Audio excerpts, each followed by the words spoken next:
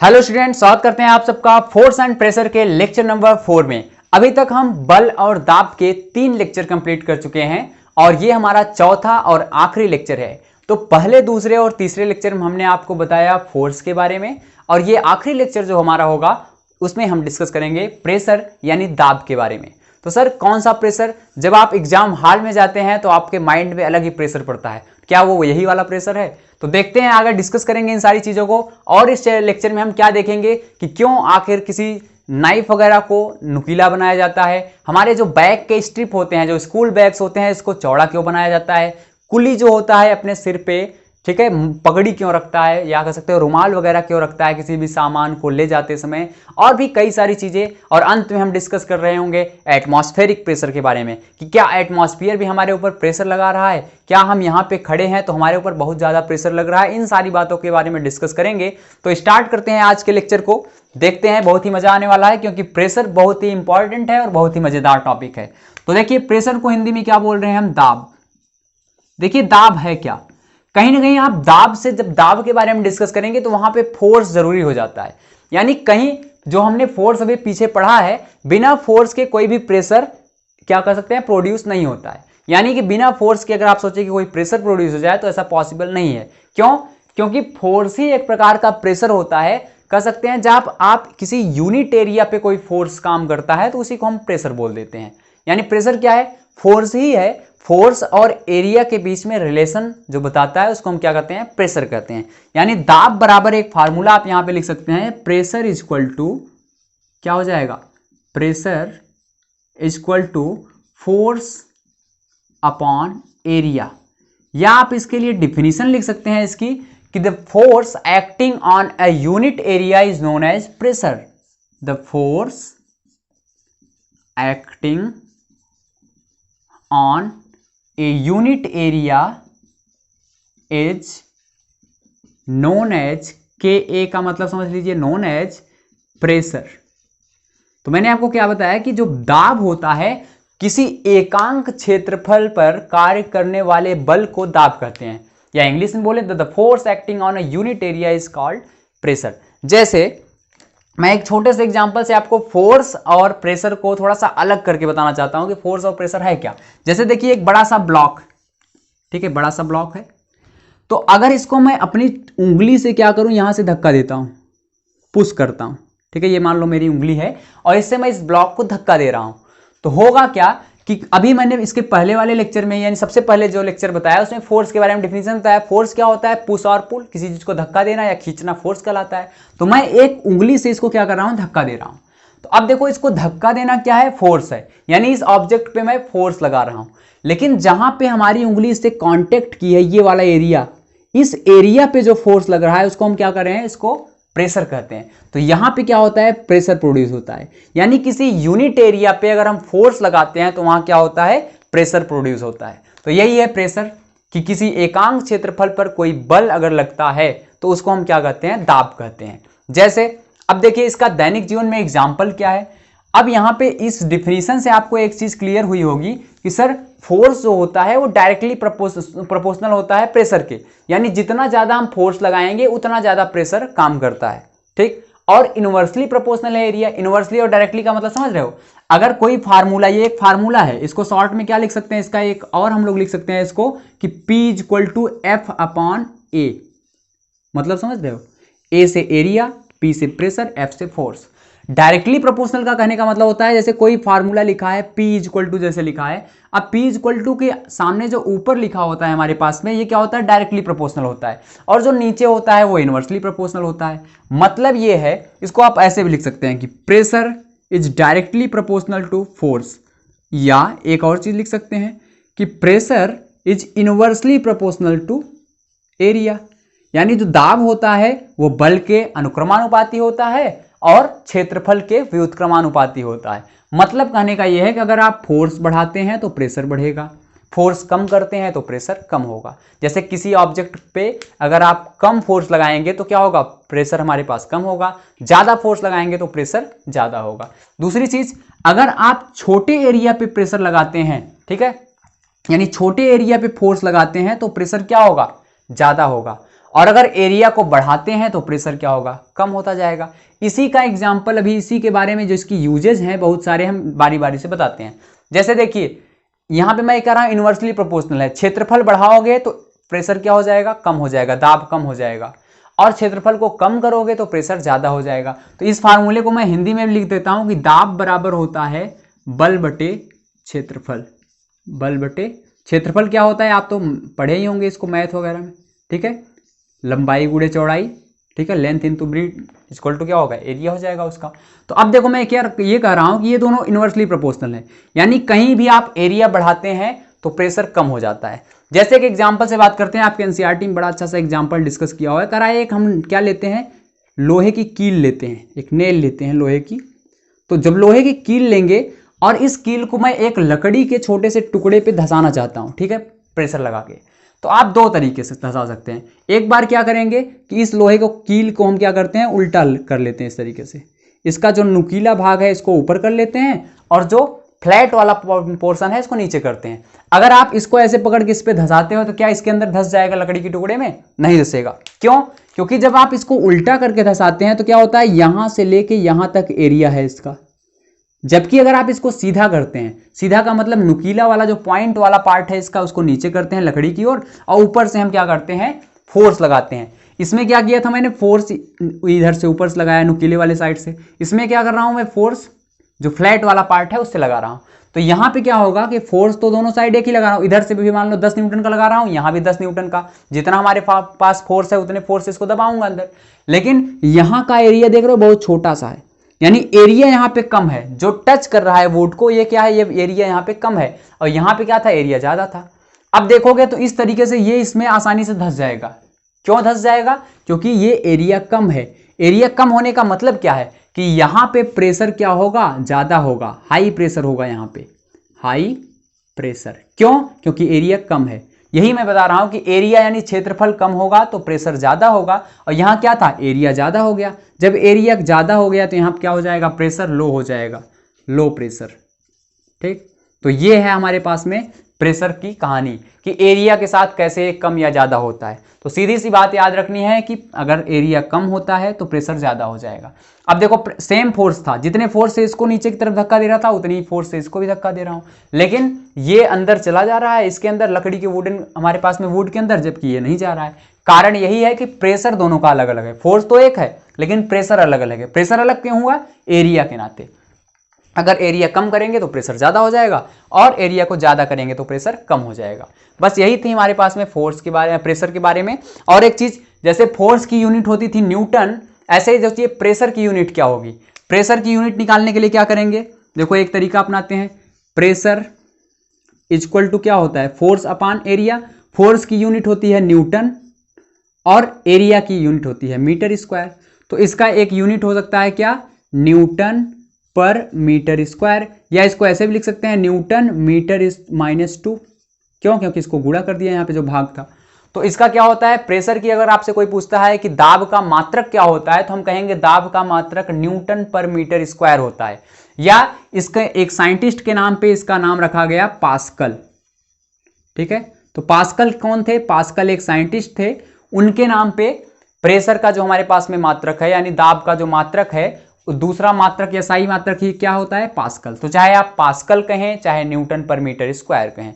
जैसे मैंने आपको बताया था फोर्स में दो मात्रक, मैंने इसके पहले वाले लेक्चर में बताया था कि फोर्स के दो मात्रक हैं, ठीक है, दो यूनिट्स हैं। एक तो न्यूटन है जो कि साइंटिस्ट के नेम पे है, और एक मात्रक था कौन सा, केजी मीटर पर सेकंड स्क्वायर। हाँ बहुत अच्छी बात है, केजी मीटर पर सेकंड स्क्वायर। यानी प्रेशर का हम एक और मात्रक यहां से निकाल सकते हैं, क्या कि sir pressure equal to force होता है, तो फोर्स का न्यूटन वाला मात्रक न लिख के हम ये लिख दें केजी मीटर पर सेकेंड स्क्वायर, और नीचे मीटर स्क्वायर है ही, तो एक मीटर से एक मीटर कैंसिल हो जाएगा, आएगा क्या, केजी पर मीटर सेकेंड स्क्वायर, ठीक है, केजी पर मीटर सेकेंड स्क्वायर। केजी ऊपर है, सेकेंड स्क्वायर नीचे जाएगा, मीटर एक बचा है तो हो जाएगा केजी पर मीटर सेकेंड स्क्वायर। तो ये भी एक मात्रक है इसका। तो देखिए तीन मैंने दाब के तीन मात्रक बताए। कौन, सबसे सरल पास्कल साइंटिस्ट के नेम पे है, दूसरा न्यूटन पर मीटर स्क्वायर, तीसरा केजी पर मीटर सेकंड स्क्वायर, ठीक। ये तीन मात्रक हैं, इनको आपको याद रखना है। इरेज नहीं करूंगा अभी थोड़ी देर, आप इसको नोट कर सकते हैं। अब देखिए इसके आधार पे कई सारे हम लोग अपने दैनिक जीवन में प्रयोग करते हैं।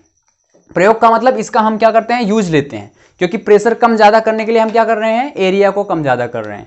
अब क्या होता है कि देखिए अभी जो मैं बता रहा था कि कुली जब कोई सामान उठाता है तो अपने सिर पे क्या करता है, पगड़ी बांध लेता है।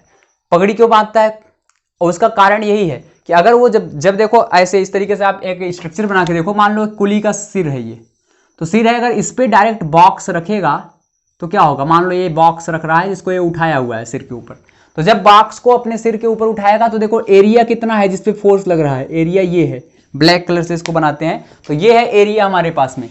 कहाँ पे, कुली का सिर केवल इतना टच रहेगा उस बॉक्स से। आपने भी कभी कोई सामान वगैरह उठाया हो, अगर गांव से हैं तो गेहूं वगैरह का जो बोझ वगैरह होता है वो अगर आप कभी एक स्थान से दूसरे स्थान पे लेके गए हो खेत से घर तक, तो आपको पता चला होगा कि अगर बिना कुछ सिर पे रखे लेके जाते हैं तो दर्द ज्यादा होता है, और अगर कुछ सिर पे रख लिया तो दर्द थोड़ा सा कम हो जाएगा। कारण क्या है कि जब ये कुछ नहीं रखता तो एरिया ऑफ कॉन्टेक्ट इतना है, लेकिन यही इसी सिर पे अगर वो एक कपड़ा लगा लेता है यहाँ पे, ठीक है, पगड़ी वगैरह लगा लेता है, तो इस पे पूरी तरीके से पगड़ी बांध लिया।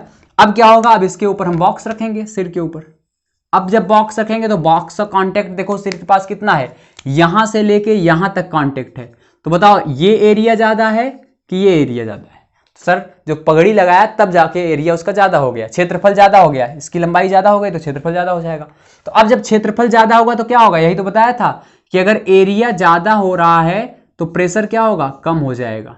तो इसलिए यहाँ पे दाब कम लगता है, जब दाब कम लगेगा तो उसको कम दर्द करेगा, ठीक। और यहाँ क्या है, यहाँ पे एरिया हमारे पास में लो है तो प्रेशर क्या हो जाएगा, प्रेशर हमारे पास हाई हो जाएगा, इसको याद रखना है। तो इसीलिए कुली क्या करते हैं, अपने सिर पे कपड़ा रखते हैं जिससे एरिया ज्यादा हो जाए। जब एरिया ज्यादा होगा तो प्रेशर कम लगेगा और उसको कम दर्द महसूस होगा।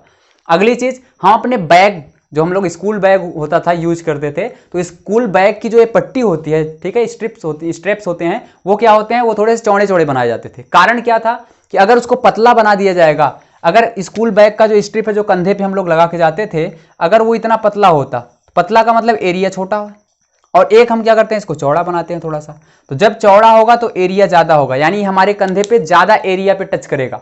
जब ज्यादा एरिया पे टच करेगा तो क्या होगा, प्रेशर कम। वही चीज, एरिया ज्यादा प्रेशर कम।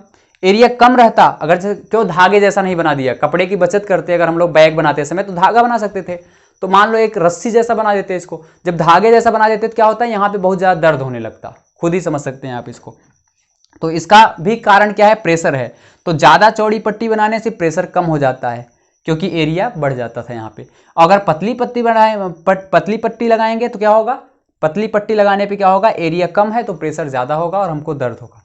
इसी तरीके से चक्कू वगैरह जो होती है, नाइफ का जो सिरा होता है, एक सिरा क्या करते हैं हम शार्प करते हैं, एकदम कह सकते हो पतला कर देते हैं। पतला इसलिए करते हैं उससे आसानी से चीजें कट जाएं। जैसे अगर नाइफ का दो सिरा है, एक मान लो ये वाला सिरा जो शार्प है नीचे वाला, और एक मोटा वाला सिरा है, अगर हम मोटे वाले सिरे की साइड से काटेंगे तो कोई चीज नहीं कटती, सब्जी वगैरह नहीं कटती। कारण क्या है कि एरिया ज्यादा होता है मोटे साइड, जब ज्यादा एरिया होगा तो हम उसको दबाएंगे तो प्रेशर तो कम लगेगा, अब कम प्रेशर लगेगा तो आसानी से नहीं कटेगा। जबकि जो शार्प एज होती है, जो पतली वाली एज होती है जिसके किनारे से, उधर से अगर हम कट करते हैं तो बड़ी आसानी से कट जाएगा, क्योंकि शार्प एज का एरिया क्या होता है, कम होता है। ये सारी चीजें एरिया पे डिपेंड कर रही हैं कि एरिया कम हो रहा है, एरिया ज्यादा हो रहा है, ये सारी चीजें आपको याद रखनी है। तो प्रेशर को कम या ज्यादा करने के लिए हम लोग क्या कर रहे हैं, एरिया को कम या ज्यादा कर रहे हैं। तो बस इसको इरेज करता हूं। अभी तक तो हम लोग बात कर रहे थे, इसको आप स्क्रीनशॉट ले सकते हैं पॉज करके। अब आगे चलते हैं, हम कुछ नया आपको बताते हैं इसमें। अब आपको इतना तो क्लियर हो गया होगा, ठीक।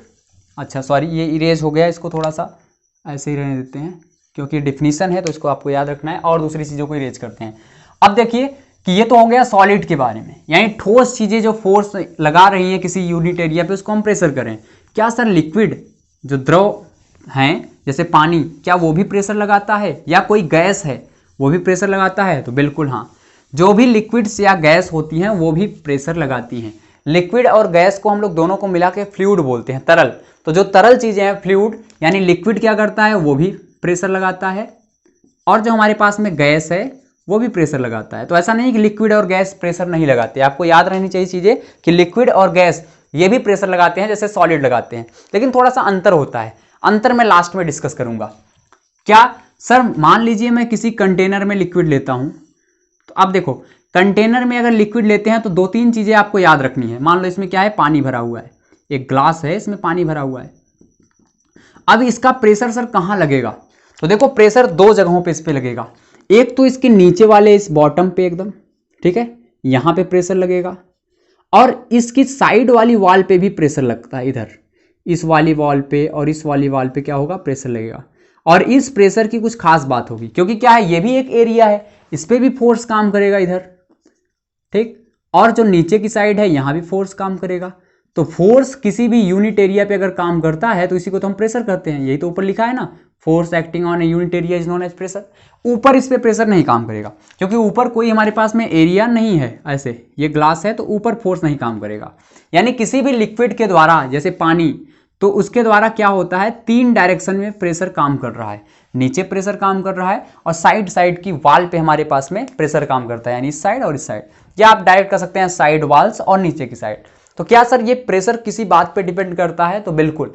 सबसे पहली चीज, अगर जो नीचे प्रेशर काम करता है इसका, ये सीधा सीधा ये इसमें कितना पानी भरा हुआ है, या इस कह सकते हो कि इस वाटर का लेवल क्या है, हाइट कितनी है, उस पर डिपेंड करता है। जैसे अगर आप यहां से मान लो, यहां पे क्या करते हैं, एक होल कर देते हैं छोटा सा, इसको समझिएगा।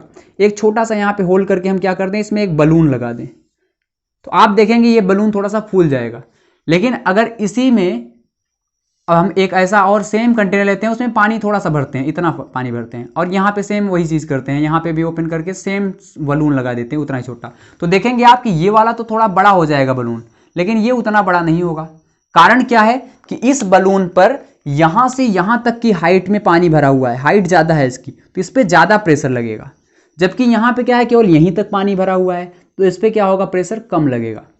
तो एक बात यहां से पता चलती है कि किसी भी लिक्विड में, अगर किसी कॉलम में या किसी कंटेनर में हम लिक्विड लिए हुए हैं, तो उसके जो बॉटम वाली वाल पे सबसे नीचे वाली जो दीवार है इस पे या सतह है, इस पे जो प्रेशर लगता है वो सीधा सीधा डिपेंड करता है कि उसमें कितना हाई लेवल तक पानी भरा हुआ है, यानी इसकी हाइट कितनी है। ठीक है, तो एक चीज मैं यहां पे लिखना चाहूंगा कि किसी भी लिक्विड में बॉटम सरफेस प्रेशर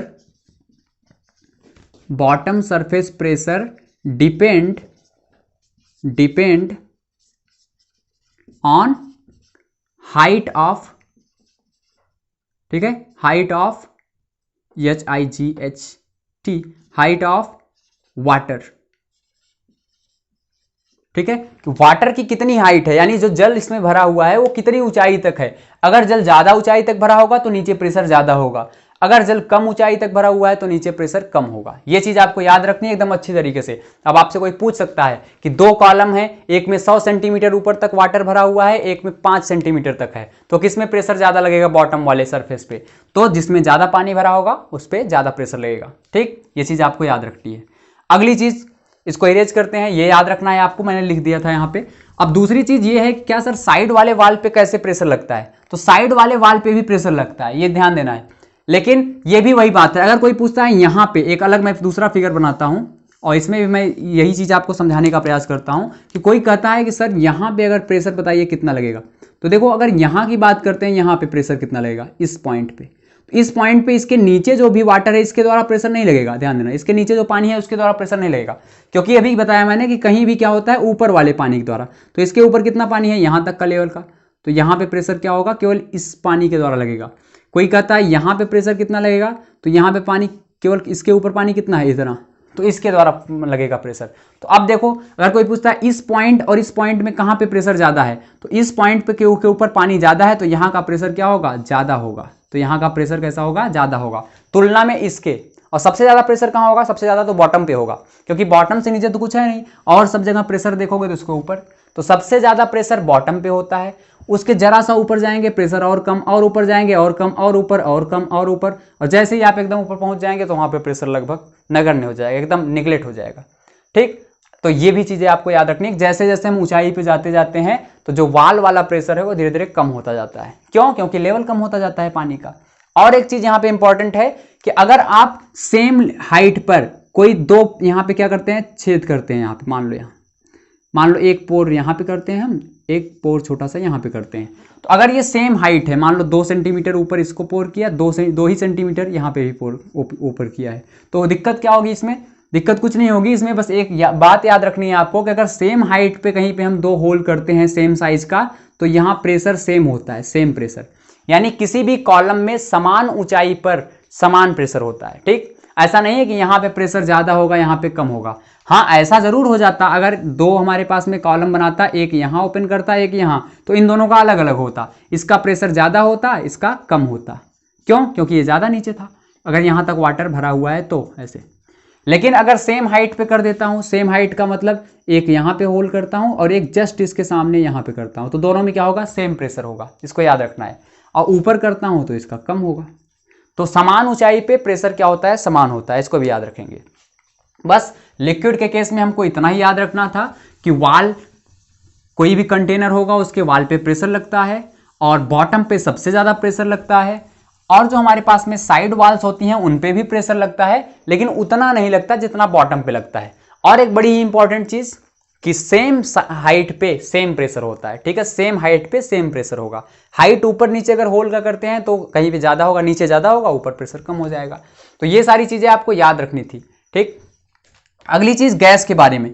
तो देखिए गैस में कैसे सर प्रेशर काम करता है? क्या गैस भी प्रेशर लगाता है? जरूर, गैस भी जिस कंटेनर में रखते हैं उस पर प्रेशर लगाता है, और ये थोड़ा सा लिक्विड से अलग होता है। क्यों?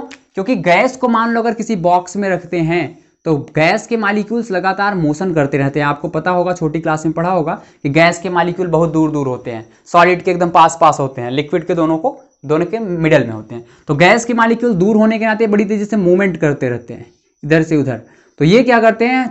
सभी तरफ के चारों वाल्व पे क्या करते हैं? प्रेशर लगाते हैं।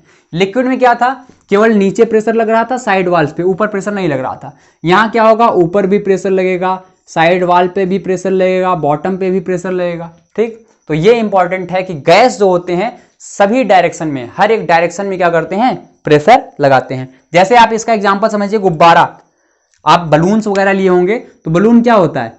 बलून देखोगे तो कहीं से भी अगर आप होल करते हैं बलून में, तो अगर यहाँ से होल होता है तो यहाँ से एयर निकलने लगेगा, यहाँ होल होगा तो यहाँ से, यहाँ होल होगा तो यहाँ से। तो हर एक देखोगे कहीं भी किसी भी सरफेस पे कहीं पे छोटा सा होल किए कि वहां से क्या होगा? एयर निकलने लगेगा प्रेशर के कारण।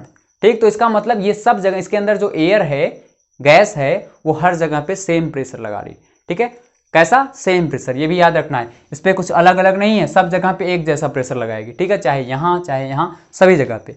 अगर गर्म हवा है तो बात अलग हो जाएगी, गर्म हवा ऊपर की तरफ ज्यादा प्रेशर लगाएगी। ठीक है, हवा जो हमारे पास में नॉर्मल होनी चाहिए, नॉर्मल हवा है तो सब जगह पे एक जैसे प्रेशर लगाएगी। क्योंकि अगर इसको गर्म कर देंगे हवा को, तो गर्म हवा क्या होगी? ऊपर जाने का प्रयास करेगी, तुरंत ऊपर जाएगी तो सबसे ज्यादा प्रेशर ऊपर ही लगाएगी ये। तो गर्म हवा की बात नहीं कर रहे हैं हम। ठीक है, वार्म एयर की बात नहीं हो रही, यहाँ पे ठंडी हवा की बात हो रही है। तो सब जगह पे एक जैसा प्रेशर लगाती है।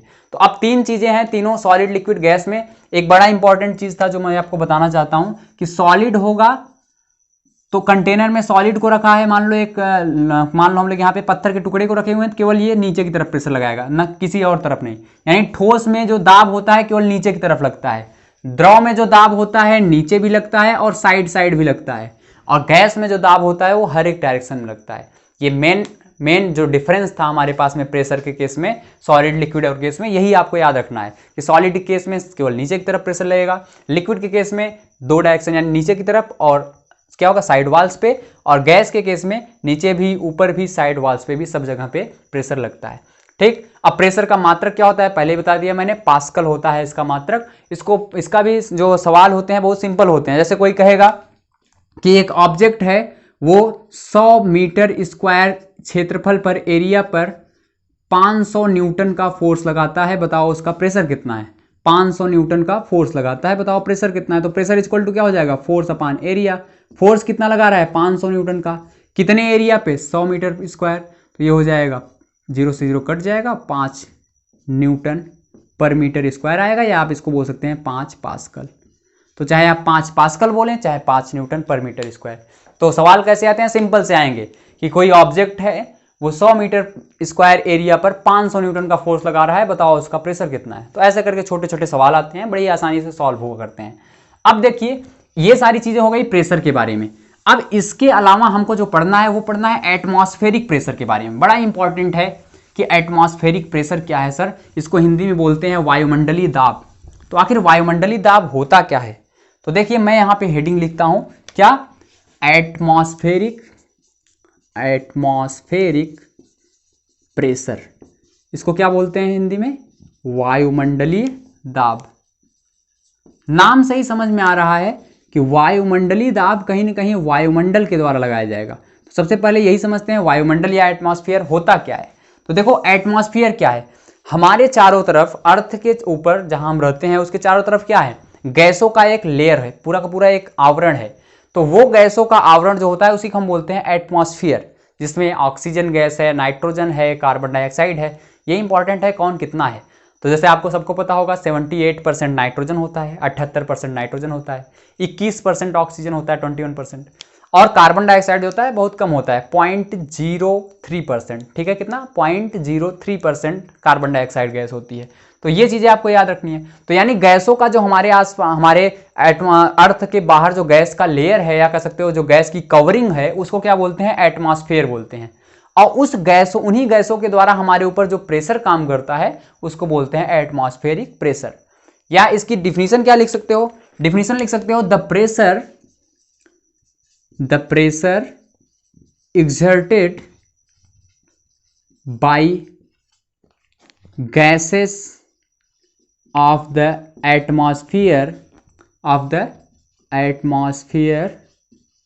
is known as atmospheric pressure, is known as atmospheric pressure. यानी कोई पूछता है वायुमंडलीय दाब क्या है, तो कहेंगे हमारे चारों तरफ उपस्थित गैसों के द्वारा, हमारे चारों तरफ वायुमंडल में उपस्थित गैसों के द्वारा हमारे ऊपर जो दाब लगता है उसे क्या कहते हैं, वायुमंडलीय दाब कहते हैं। ठीक, सिंपल सी डेफिनेशन है एकदम। इसका भी मात्रक वही होगा, इसकी भी यूनिट वही होगी जो प्रेशर की होती है, क्योंकि ये भी प्रेशर है, ये भी प्रेशर।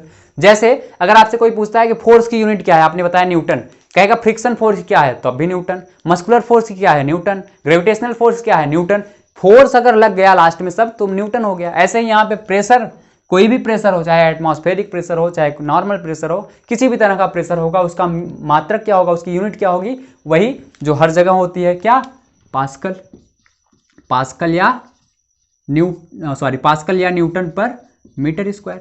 तो ये दो हमारे पास में यूनिट होते हैं। तो यूनिट आपको याद रखनी है प्रेशर की।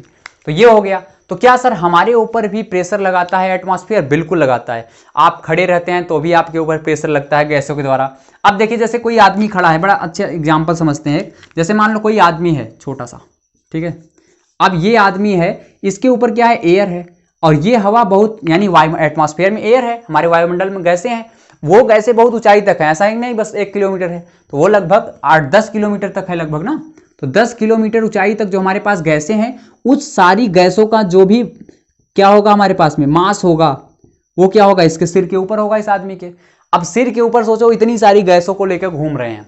और अगर आप एक नॉर्मल रेशियो मिलाते हैं ना, कि अगर मान लो किसी आदमी का जो सिर है, ये इस सिर की लंबाई चौड़ाई अगर 15 सेंटीमीटर, 15 सेंटीमीटर यानी छोटी वाली स्केल आपने देखी होगी ना, जिसमें 15 सेंटीमीटर लिखा होता है लास्ट में। तो 15 सेंटीमीटर यानी कि इस मार्कर के जितनी बड़ी जो हमारे पास स्केल आती है, उतनी उस स्केल के बराबर आपकी जो हेड की लंबाई है और हेड की चौड़ाई है। आपके सिर की लंबाई और चौड़ाई क्या है, 15 सेंटीमीटर लंबा है आपका सिर और 15 सेंटीमीटर चौड़ा है।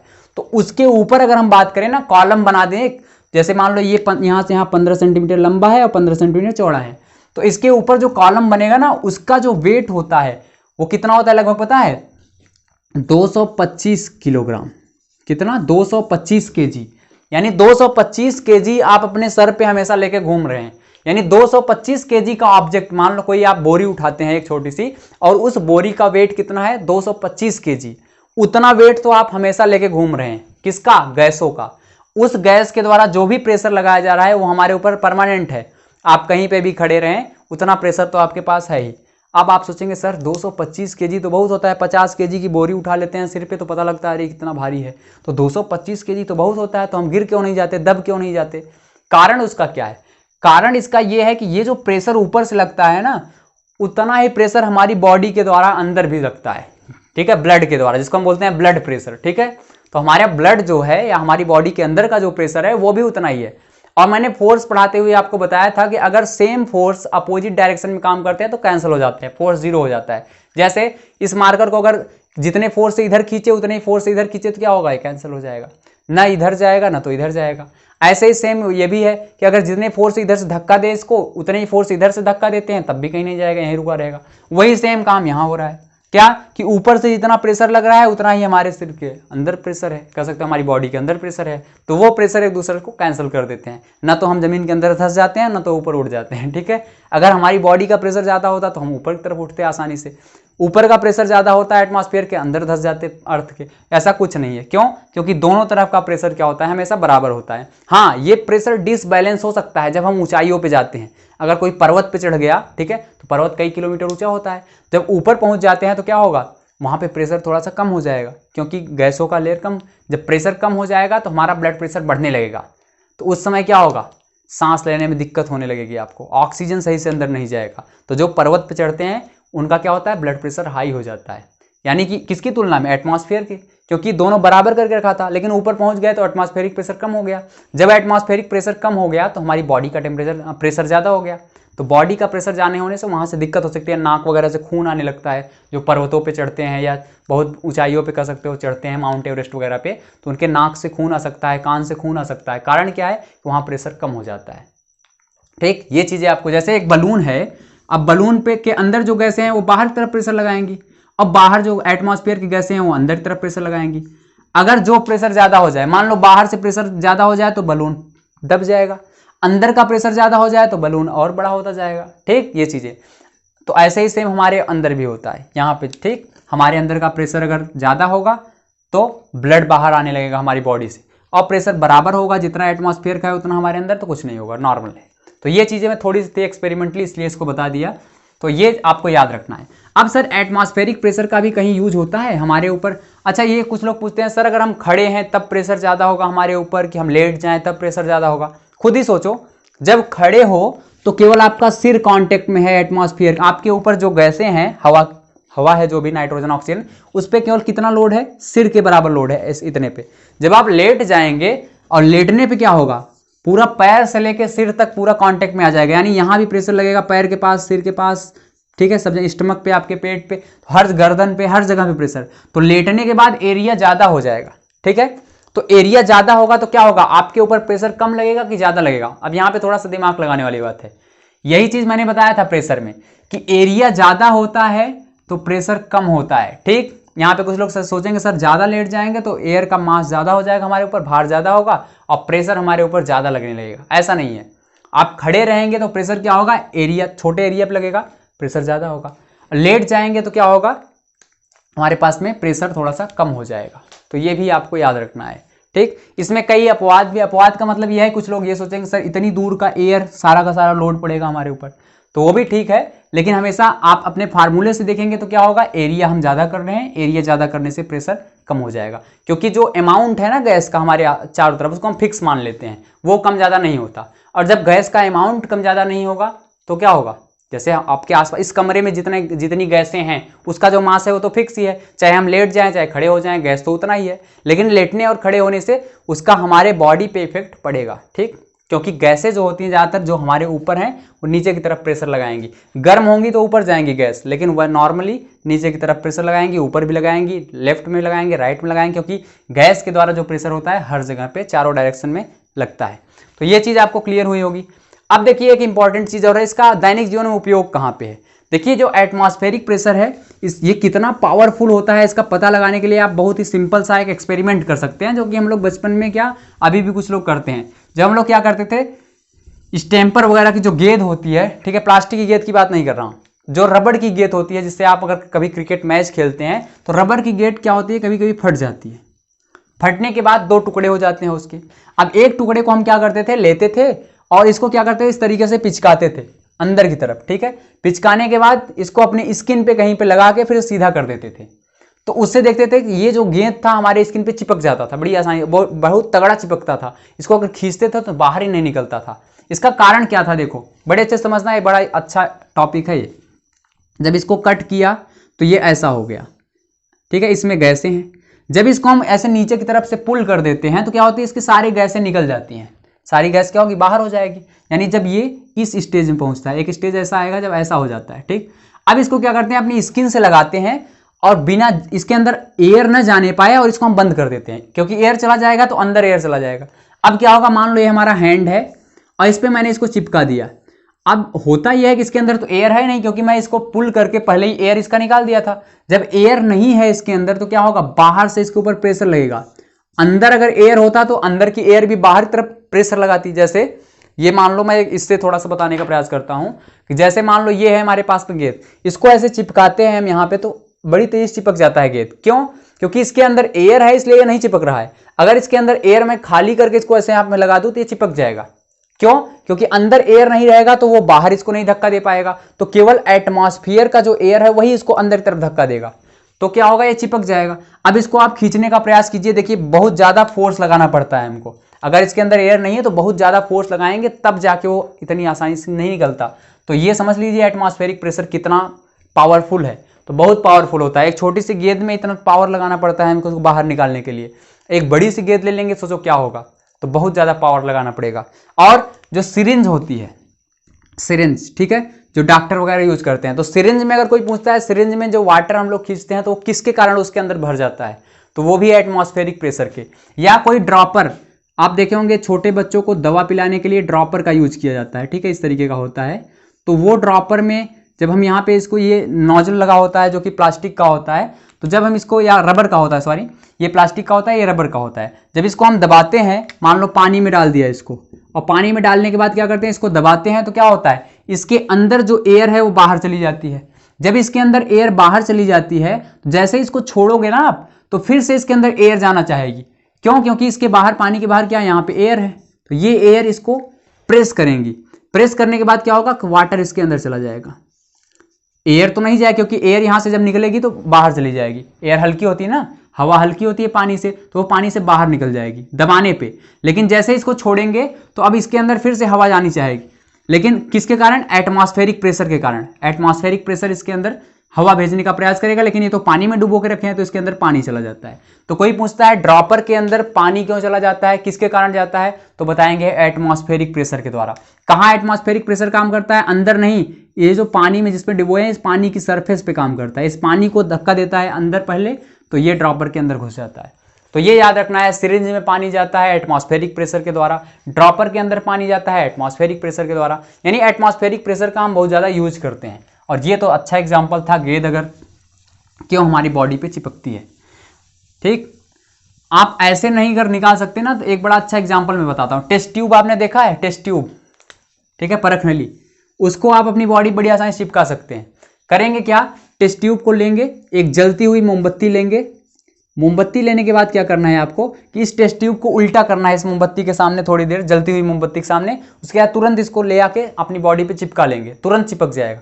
कारण क्या होगा, जैसे ही इस मोमबत्ती को आप उल्टा करके इसके ऊपर रखोगे तो इस मोमबत्ती के, सॉरी, इस ट्यूब के अंदर जो गैसें होती है ना, वो बाहर चली जाती हैं गर्म होके, और जब ये बाहर चली जाएंगी तो खाली हो जाएगा। और जैसे ही आप इसको बॉडी में टच कराओगे तो ये चिपक जाएगा तुरंत, ठीक, और ये बड़ी आसानी से नहीं निकलेगा। कारण यही है कि जब इसके अंदर की गैस बाहर चली गई तो ये टेस्ट ट्यूब पे क्या होगा, बाहर से प्रेशर लगेगा एटमॉस्फेयर का, और ये आपकी बॉडी में चिपक जाएगा। एक साइंटिस्ट थे आपके एनसीईआरटी में, लास्ट में लिखा गया है, इसको डिस्कस करता हूं और इसको खत्म करता हूं, क्योंकि टाइम ये ज़्यादा हो रहा है, ये लेक्चर थोड़ा सा बड़ा हो रहा है। तो देखिए, एक साइंटिस्ट थे, उन्होंने एक खोज की इसी के आधार पे, क्योंकि ये एटमॉस्फेरिक प्रेशर बहुत पावरफुल होता है। उन्होंने क्या किया, एक गोल सा गेंद लिया, मेटल का, धातु का बना हुआ।